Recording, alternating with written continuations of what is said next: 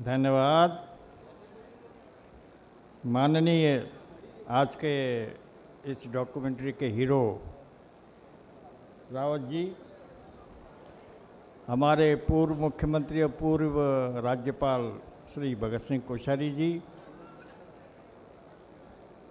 पूर्व विधायक विधानसभा स्पीकर श्री कुंजवाल जी, हमारे कांग्रेस के अध्यक्ष भाई गोदियाल जी, स्वामी जी, हमारे पूर्व मंत्री और हमारे साथी सुरेंद्र नेगी जी, न्याय बैजनाथ हमारे कंतोराज जी और गरिमा और लेसन मनोज,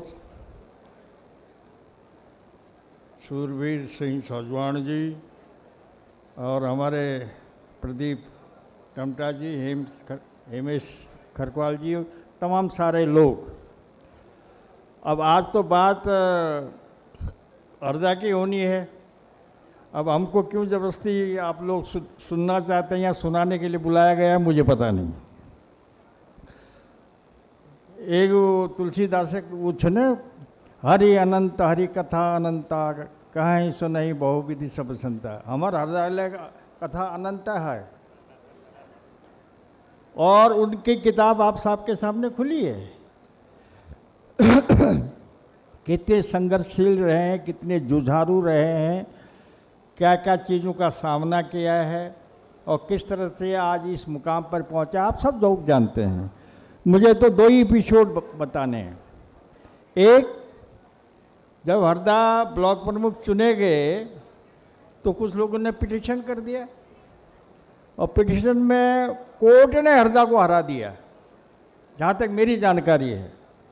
वहाँ से लेके जब वे मुख्यमंत्री बने तो अपने लोगों ने हरा दिया, सरकार गिरा दी। लेकिन हरदा ने हार नहीं मानी, रार तो नहीं ठानी थी लेकिन हार भी नहीं मानी और कोर्ट ने ही इनको कहा कि यही मुख्यमंत्री रहेंगे, तुमने गलत काम किया है। ये संघर्ष का एक संक्षेप स्वरूप है। हमारे साथ जो ताल्लुक है, हम तो आपस में चुनाव भी लड़े, बड़ी कटु आज के ज़माने में आप कल्पना नहीं कर सकते कि आमने सामने दो प्रत्याशी पड़ जाएं तो किस तरह की कसमसाहट होती है और किस तरह के हादसे भी हो सकते हैं। लेकिन हरदा जब भी मुझे मिले, मैं हरदा को मिला, उन्होंने हमेशा कहा बहुत अच्छा प्रयास कर रहे हो, हमारी शुभकामनाएं हैं। ये सब काम होता था। और एक बार तो आपको किस्सा बताऊं, मैं 89 का चुनाव लड़ रहा था, हमारे कुंजवाल जी यहाँ बैठे हैं, मैं कहीं से आ रहा था, मेरे पास एक ही गाड़ी थी, वो गाड़ी हो गई खराब, मुझे अल्मोड़ा पहुंचना था। पीछे से देखा 3-4 गाड़ियों में हमारे कुंजवाल जी आ रहे हैं। मैं सड़क के किनारे खड़ा था तो इन्होंने गाड़ी रोकी, कहा कि क्या बात होगी। मैंने गाड़ी खराब होगी, मुझे अल्मोड़ा पहुंचना। उन्होंने कहा कोई बात नहीं, हमारी गाड़ी में बैठो। इनके साथ बैठ के हम ये कांग्रेस का प्रचार कर रहे थे, मैं अपना प्रचार कर रहा था, इनकी गाड़ी में बैठा, मैं अल्मोड़ा पहुंच गया। तो ये समन्वय था। अब विकास का जहाँ तक बात है तो मैं विधायक था, हरदा हमारे एमपी थे, लेकिन हम समन्वय से काम करते थे। ये मुझसे भी पूछ लेते थे कि भाई क्या क्या कर सकते हो, तुम्हारे लिए करना है और क्या क्या आप लोग कर रहे हो। तो हम लोग आपस में बातचीत करके उनको आगे बढ़ाते थे। तो इतना विशाल अभी उसमें लिखा है, संघर्ष, संवेदनशीलता और उत्तराखंडियत।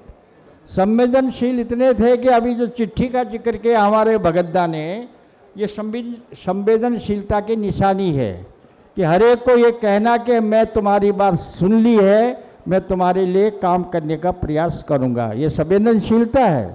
ये केवल राजनीतिक पैतरेबाजी नहीं है, ये ताकि उसको ये महसूस हो सके कि हाँ, मैंने जहाँ एप्लीकेशन दी है, जहाँ दरख्वास्त लगाई है, वो मेरी दरख्वास्त पहुंच गई है और उन्होंने उस दरख्वास्त में गौर करना शुरू कर दिया है। तो ये संवेदनशीलता है। और जब वो मुख्यमंत्री बने तो हम आप में से बहुत सारे लोगों को मालूम होगा कि बहुत ही संवेदनशील और हर चीज़ को अपने ढंग से सोचने वाले, करने वाले ये हमारे हरदा थे। और मैं क्या कह सकता हूँ, मैं यही कह सकता हूँ कि आप और आगे बढ़ें, आपका राजनीतिक जीवन अभी काफ़ी आगे बढ़े, आप हमेशा संघर्ष करते रहें, हमेशा संवेदनशील बने रहें और उत्तराखंडियत की ओर जरूर अपना रुख करें। चाहे आप कांग्रेस में हैं, चाहे आप भाजपा में हैं, जब तक उत्तराखंडियत नहीं बचेगी तब तक किसी का भला होने वाला नहीं है, उत्तराखंड का भला होने वाला नहीं है। तो उत्तराखंडियत को आप ध्यान में रखें, उत्तराखंड के बारे में सोचें, उत्तराखंडियत के बारे में सोचें, काम करें। हम सब लोग साथ हैं। नई पीढ़ी क्या सोचेगी, क्या करेगी, उसको भी गाइड करने का काम हमारा है, उसको भी सही दिशा दिखाने का काम हमारा है। हम सब लोग मिलकर उसको भी गाइड करेंगे, लेकिन पहले हम सब लोग मिलकर ये तय करें कि हमको उत्तराखंडियत बचानी है, हमको उत्तराखंडियत की सोच पैदा करनी है और उत्तराखंडियत के लिए काम करना है। इन्हीं शब्दों के साथ, क्यों भाई मनोज, जय हिंद, जय उत्तराखंड, जय उत्तराखंड। धन्यवाद।